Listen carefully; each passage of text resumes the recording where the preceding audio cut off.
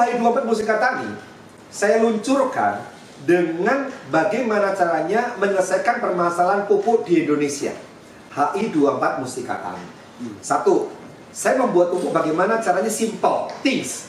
Ya, 1 hektar cuman butuh kurang lebih sekitar 9 botol. Saya buat pupuk itu padat sehingga pada saat petani beli tidak sulit, dikantongi selesai. Fungsinya buat apa, Pak Henry? Pupuk. Buat padi atau semuanya? Oh, semuanya. Nah, jadi fungsi pertama pada saat buat pupuk itu pertama harus murah. 1 hektar cuman 980, di bawah 1 juta. 1 hektar. Ya. Jadi murah. Kalau pupuk yang dari pemerintah bisa 3-4 jutaan. Kami punya di bawah 1 juta. Sepertiganya. Ya, kedua organik. Oke. Iki sing dipangan menungso. Nggak boleh nanti pupuk-pupuk yang beracun.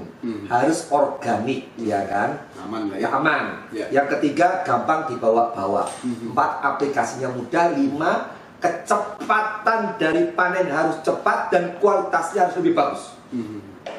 Setelah jadi pupuk ini, saya buatkan demplok di Klaten, Boyolali kemarin. Wah, geger. Hasilnya bagus sekali dan cepat dan murah.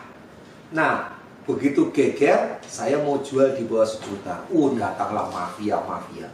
Jangan dijual murah, Pak Henry.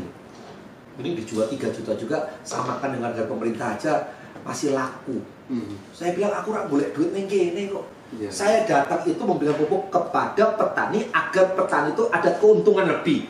Sehingga niatnya bagaimana memperbaiki hidup petani. Sudah didistribusikan ke Wah, nanti di bulan 6-7 sudah mulai saya distribusikan. Bulan 6, Saya 7 berikan tahun kepada yang HI Sopon Desa. Saya punya desa binaan. Oke. Nah, saya berikan kepada desa binaan. Sekarang gini, saya membina desa ada 886 kebanyakan. Bingung saya, tangannya nggak sampai. Ya. Jadi saya bina 100 desa aja deh.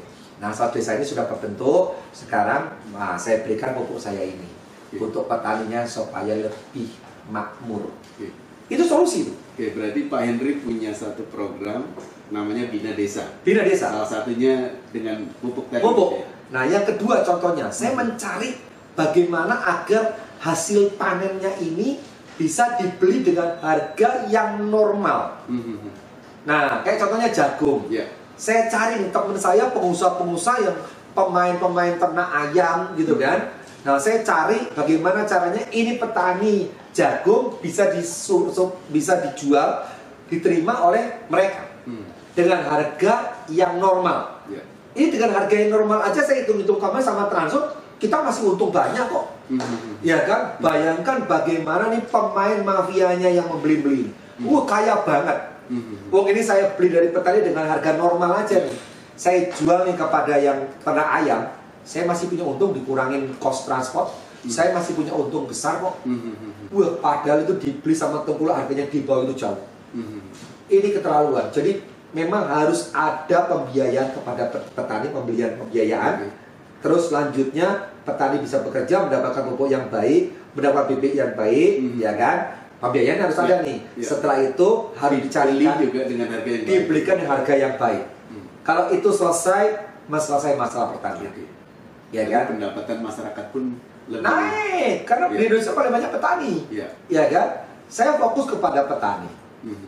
Saya fokus pada pendidikan. Karena biar bagaimanapun juga ini loh harus diisi. Apa dari dewan yang sudah dilakukan? Pendidikan, memberikan beasiswa kepada orang yang tidak mampu.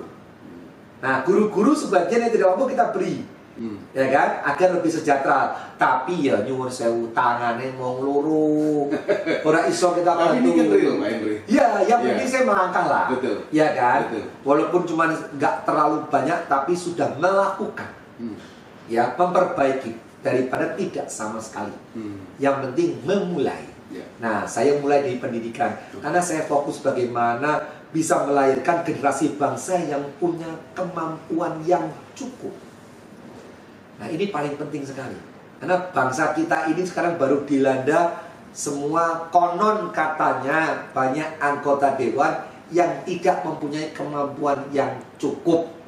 Loh, biasa ini. Logikanya gimana? Kok Pak Edi bisa ngomong gitu? Simple. Sekarang bagaimana kalau ada di daerah tersebut ada orang yang punya kemampuan yang cukup, terus S3 doktor atau profesor, punya kemampuan, punya hati melayani rakyat, tahu masalah di desa itu. Nek orang duit, apa iso dadi anggota dewan? Ora iso. Konon katanya kepala desa aja butuh 500 juta sampai 1 miliar. Anggota dewan daerah konon katanya butuh 2 miliar sampai 3 miliar. Konon katanya DPR RI di atas 20 miliar. Jadi pertanyaan saya nih, orang duit apa iso dadi wakil rakyat? Susah. Nggak bisa. Nggak bisa, Pak. Ini bicara transaksional, amplop. No. 73% Indonesia tuh katanya konon transaksional. Nah, kalau bicara transaksional berarti suara dibeli. Nah, pertanyaannya kalau suara dibeli, sopo sing salah? Sing ngei apa sing dikei? Nah, ini kan telur ayam. Dua-duanya. Hah? Telur ayam? Iya kan? Wah, rakyatnya disalahkan, ya ora iso. Rakyat ini terlalu banyak dibohongi janji manis. Dibohongi. Oke, akhirnya orang milih. Minggat. 5 tahun tak teko meneh. Sesuk dibohongi meneh. Ya kan? Minggat meneh. Suwe-suwe rakyat bosen. Wes lah, me tak coblos sing dino iki ono wae lah. Kamu ngasih apa tak coblos. Nah, ini. Iya kan? Nah, karena sering dibohongi. Akhirnya nek kowe ora ngeyo apa-apa ora tak coblos. Nah, akhirnya terpaksa harus ngasih sesuatu. Kalau nggak ngasih sesuatu, nggak dicoblos. Nah, sekarang kalau misalnya kita butuh suara 100.000 saat amplopnya 50.000, ya kan? Berapa? Kalikan aja 100 kali 50.000, ya kan? Itu kalau nyoblos KP biasanya cuma 30%, berarti harus 300.000. 300.000 amplop, 100.000 nyoblos. Kalau 300 dikalikan 50.000, yo duitnya 15 miliar baru amplopnya, belum distribusinya, belum nanti ini itu 5 sampai 10 miliar habis. Duduk pertama kursi anggota dewan panas. Ya toh? Nah, begitu panas ki duite sapa? Nek jileh karo wong kudu dibalikke. Nah, hitung dong gaji anggota dewan ki piro pendapatannya berapa kalikan 5 tahun balik opo ora. Nek orang balik, lagi kenapa kosnya gede gini? Yang lebih hebatnya lagi, sudah kosnya besar, pendapatannya sedikit, kok masih banyak sekali ngantri-ngantri mau jadi dewan. Ada apa ini? Ada sesuatu yang manis di dalamnya, kemungkinan. Ya, saya juga belum tahu ini. Kok orang kok penasaran mau jadi anggota dewan padahal dengan biaya cukup besar, ya kan? Nah, ada apa ini kan? Nah, karena inilah maka sekarang mau jadi anggota dewan, mau jadi wakil rakyat, butuh nganggo modal. Jadi boleh nggak orang bodoh jadi anggota dewan? Boleh, yang penting ono duit. Ini ada duit ya jadi anggota dewan, insya Allah. Tapi nggak ono duit, wongnya pinter, orang sih jadi anggota dewan. Contoh nih, ada orang yang lulusan, ya mohon maaf ya, bukan saya menjelekkan ya, bukan. Tapi lulusannya tidak sepadan lah. Tahu-tahu jadi DPR RI karena duit. Ya. Begitu dia duduk, suruh buat undang-undang, gimana caranya logika berpikir coba? Bagaimana membuat undang-undang, merevisi undang-undang, terus mengawasi dari pemerintahan? Gimana caranya? Kemampuannya apa dia membuat undang-undang? Loh banyak, jangan salah, banyak sekali ini. Nah, jadi sekarang ini kemungkinan banyak orang yang punya uang mau jadi anggota dewan. Kemampuannya, I don't know. Nah, inilah yang jadi masalah di Indonesia ini sekarang. Orang yang punya kemampuan yang cukup, orang yang punya hati yang melayani, nggak punya duit, nggak jadi anggota dewan. Masuk ke partai manapun juga, kamu nyalek, iya, duit ora dikei nomor. Iya, carane. Jadi ini nganggo apa? Supaya prakteknya sehat itu seperti apa, Pak? Nah, kalau kita belajar praktek sehat, sing milih iki kan menungso. Ya. Menungso ki duwe hati. Oke. Ya kan, menungso ki yo duwe pemikiran. Menyentuh, punya hubungan khusus. Datang, berikan kerja bukti. Nggak usah ngenteni 2024. Apa yang dilakukan Pak Henry, Pak? Wah, Namanya programnya HI Sopon Deso. HI Sopon Deso. Iya, Henry Indraguna menyapa, datang ke desa, memberikan bantuan minyak, memberikan bantuan buat ke jembatan, terus macam-macam lah kegiatan di desa itu. Ada yang rusak jalan di aspal dan macam-macam. Mereka yang manusia sing duwe hati. Kita sentuh hatinya mereka. Nah, pertanyaannya kayak misalnya Pak Henry, banyak orang ngomong ini, wah saya boleh aku kayak mono KB percuma, kok terakhir ano amplope, orang dipilih, ya kan, kowe iki ngono-ngono ki percuma. Loh kalau dipikir ya, saya berikan bantuan misalnya gini, kaki palsu, orang diamputasi kakinya karena gula, terus dia nggak punya kaki, akhirnya tidak bisa melakukan kegiatan kerja, terus saya belikan kaki palsu, ini regone 3-4 juta loh, sampai 7 juta loh, tergantung nanti settingannya kan, satu kaki.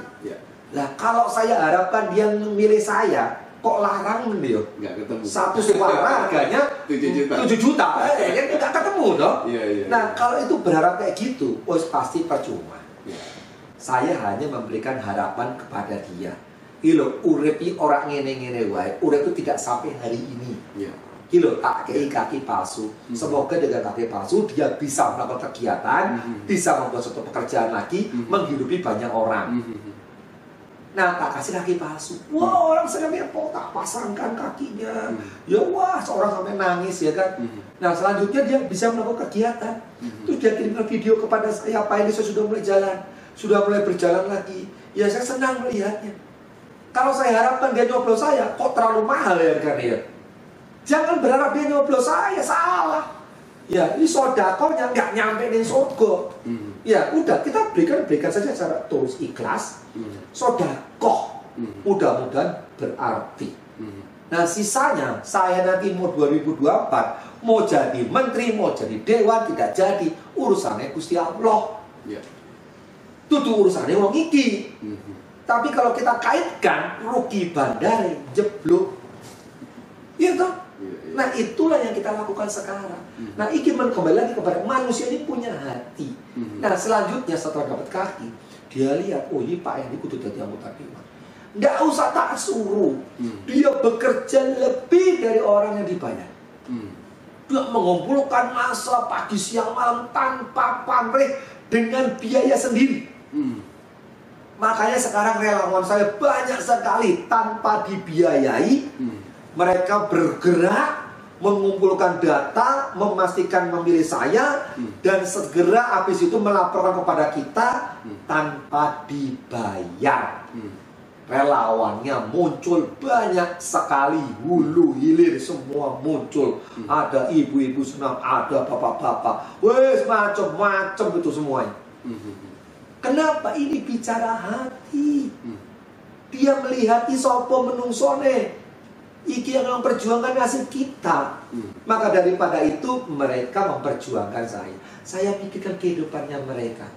Tanpa disadari mereka memikirkan saya dengan hati. Saya pernah ada bantu di lepas dapil saya Karanganyar. Itu ada anak kecil Aira namanya. Itu jantungnya bocor.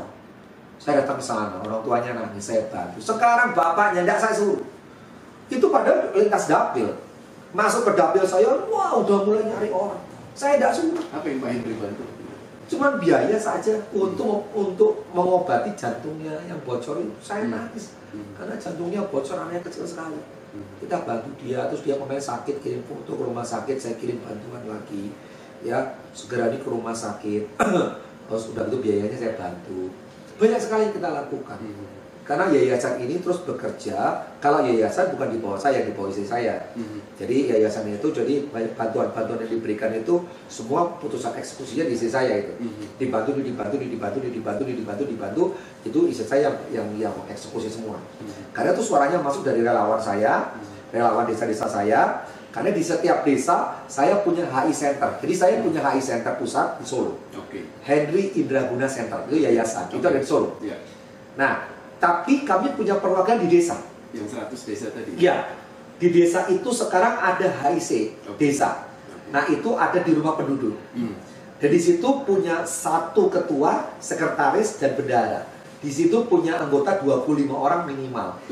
Tugasnya adalah aspirasi rakyat. Ada masalah apa di desa itu, apa yang kita bisa bantu, apa yang kita bisa lakukan, itu terserap kepada HIC desa. Dari situ HIC desa mengirimkan ke HIC pusat yang ada di Solo.